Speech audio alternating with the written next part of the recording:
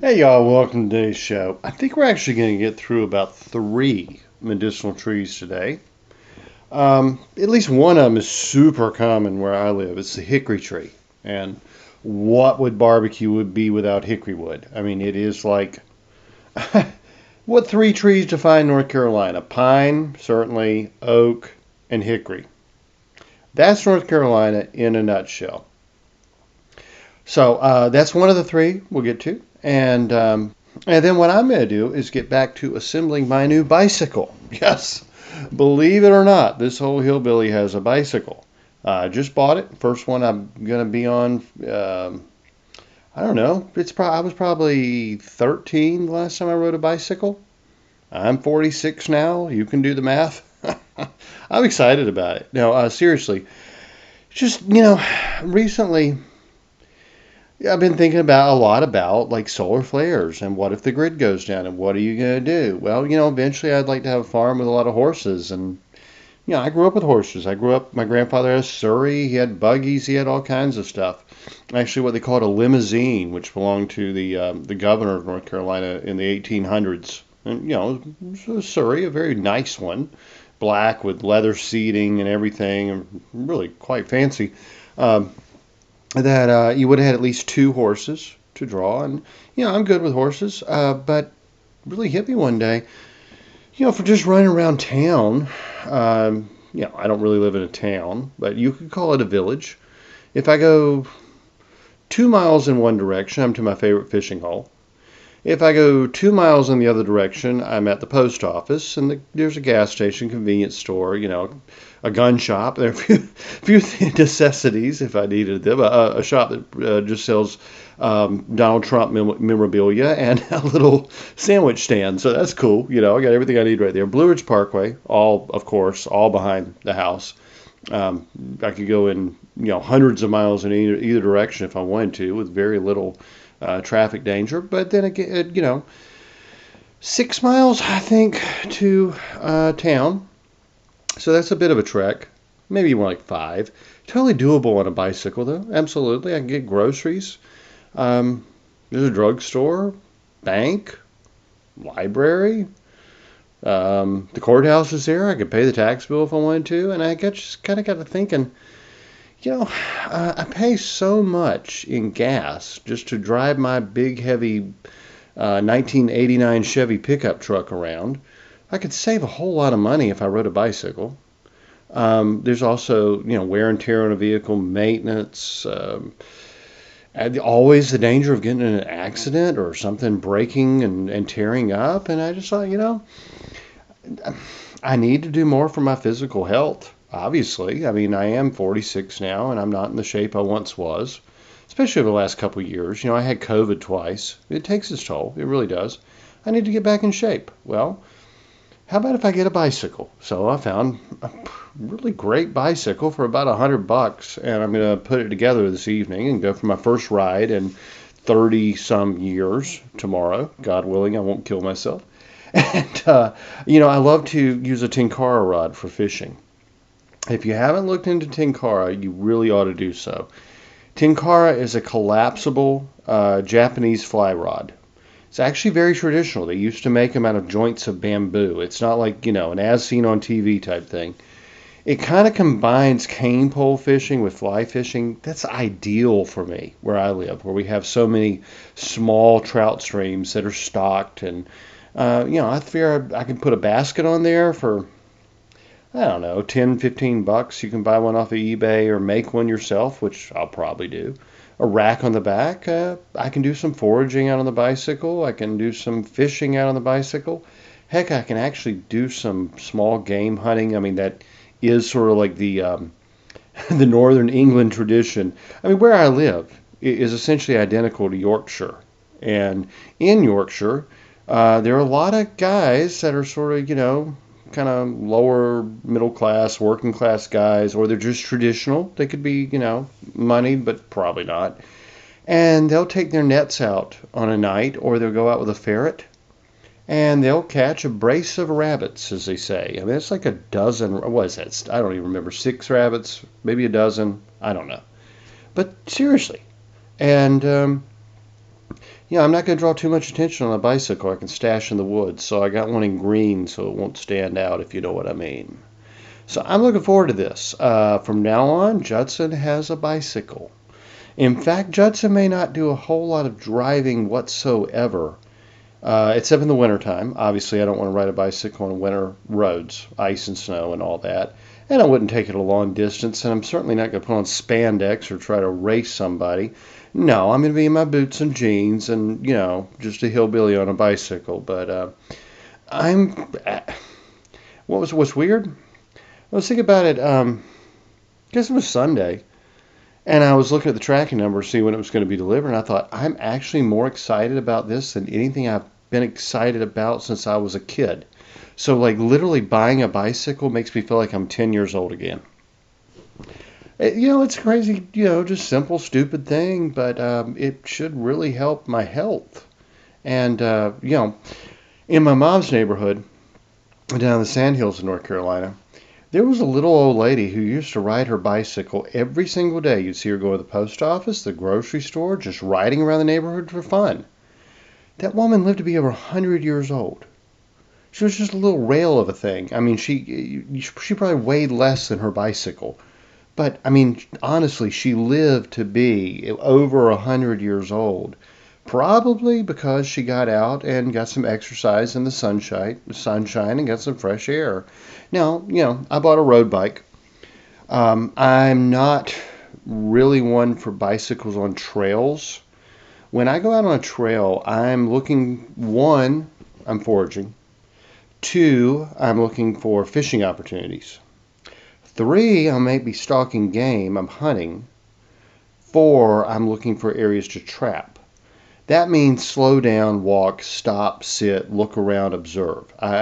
People go flying past you on a mountain bike on a trail, and that's just recreation. That's not practical for me. For me, a bike that will take me 5 miles to town and back without, too much trouble. I mean, and that would, it's not something I'm going to do every day. That's far more practical. So I'm literally looking at this as like, okay, so there is an old TV show. It's an English show. It's called Last of the Summer Wine. And I always consider it like the English version of the Andy Griffith Show. For some reason, most English folks hate this show. In fact, the ones I don't think I've ever, no, I have met one in my entire life. I've met one person from England who actually liked the show. It ran for, I think, 38 years on BBC. It was the longest running British sitcom. And it was beloved by the Queen of England, and so it stayed on the air. It's, I think, absolutely brilliant. I think it's funny, it's endearing. The younger folks in England thought it was like an old folks show, and I think maybe the older folks in England thought it was like sort of an old-fashioned way of life they wanted to get away from. So maybe it wasn't as popular as it should be. I think it's absolutely brilliant, honestly. And if you can pull up some old episodes of Last Summer Wine, do so. You're going to enjoy it. I mean, it's a slow-paced show, and it will take a while to get used to the Yorkshire accent. I remember it used to come on PBS when I was a kid, like 13, 14 years old, and I couldn't understand a word they were saying. I've come to absolutely fall in love with the show, and it hit me today. No one on that TV show in this little rural village in Yorkshire, except for Wesley Pegden, his wife his wife Edie, and that's a totally different, you'll know them if you get into the show. But for like the first 10 years of the show, no one had a vehicle, no one had a car. They rode their bicycles everywhere. And it just kind of hit me, why can't I ride my bicycle everywhere? So I got a road bike that I can ride. And I think this is going to be fantastic for foraging and gathering wild herbs. You can probably expect, I have a Rumble channel. It's, I've got Southern Appalachian herbs that I put the podcast on, and then I've got more videos on Herbal Medicine 101. You're probably going to see a whole lot of wildcrafting and foraging videos of me just like driving around, riding around on my bicycle. Stop, there's some dock. There's a big stand of burdock. There's some poke. There's, blackberries. I guess what I'm saying is like it so fits my lifestyle. I cannot believe I haven't done this before now. But if you're like really concerned about like EMPs or solar flares and the kind of stuff I am, I mean literally, and you may think this is a little crazy. This crap they're doing with transhumanism is very much to me like the Tower of Babel, and I thoroughly expect God to strike it down any day. Okay, does that make me some Christian nationalist? Whatever. Bible says God will not be mocked, and they are literally trying to make what they call what is the I've forgotten. It'll come to me later. Is it the synergy or something? A virtual God online that would be the sum total knowledge of all humanity plus what all this computer could figure out on its own. Synchronicity, that's it. That would be like a virtual God. As a religious human being, I firmly believe something real bad's going to happen soon. And our phones and our computers and our cars that are full of computers and all kinds of electronic crap probably aren't going to work. And a bicycle is probably not a bad thing to have. Plus, it's good for your health, and they're actually fun. Honestly, assembling this bike that I just took out of the box is probably going to be the most fun I've done in a month. I love putting stuff together. If you're a guy, you probably get that. But tomorrow, when I take it out, and Saturday, I'm Catholic, so we have a Saturday evening service and a Sunday morning service.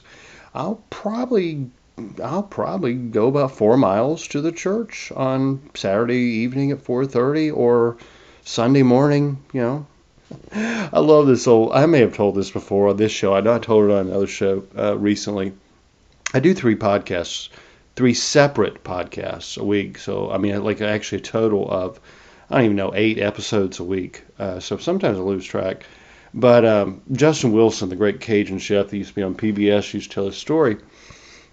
He said there were these 2 little boys grew up in Louisiana. One was Baptist and one was Catholic, and they were both from Cajun families, and they were best friends. They were inseparable.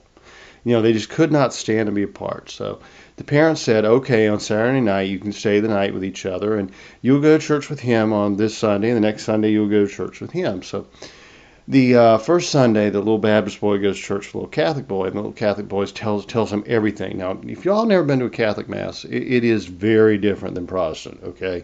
It's what we call the liturgy. It's 2,000-year-old tradition, 2,000 plus, actually, by now. So the little Catholic boy is telling him, well, this is what we do now. This is when we kneel. This is when we stand. This is when we say this prayer. This is when we sing this hymn. This, it's go through the whole thing. And he just, explains it to him. And the Baptist boys are just fascinated, Next Sunday, the little Catholic boy goes to school, the little Baptist boy. And he does the same thing. He says, we come in, and these are the hymns we sing, and the preacher's going to go up there. And then the preacher takes his watch out and sits it on the lectern. Now, if y'all grew up Baptist, you know what I'm about to say. Little Catholic boy says, what does that mean? Baptist boy says to him, it don't mean a damn thing whatsoever, I guarantee.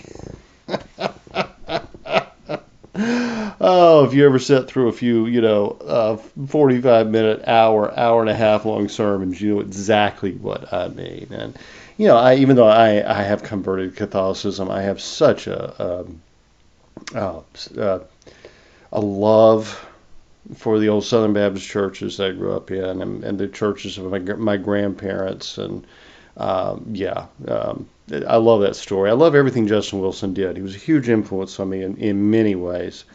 But let's get into these here trees, the Ademdea trees, as Justin Wilson would have said. And the first one is going to be Brucinettia papiferia.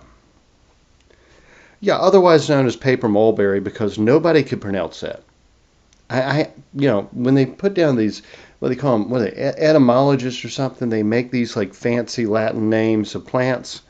You would think they would at least keep in mind, let's give the tree a name, something that somebody can pronounce. No, they don't. In fact, they seem to pride themselves on putting as many syllables as they can into a word. But as I said, that's called the paper mulberry.